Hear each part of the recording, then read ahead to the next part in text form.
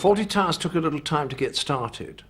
It didn't pick up a very big audience the first series. It's suddenly on the repeats. You got the impression something was happening, some kind of groundswell of approval was happening.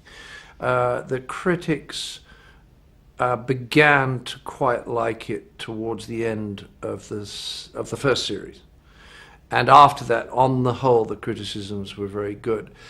But Connie and I found doing the second series probably as difficult as anything we'd done, because the hardest thing in this business is to deal with unreal expectations. I mean, the problem with Fierce Creatures was not Fierce Creatures. The problem with Fierce Creatures was Fish Called Wanda.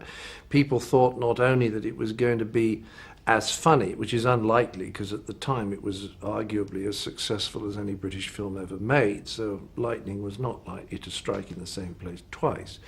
But there was also a feeling it would be in the same style, and because it was not in the same style, people couldn't see what style it was in.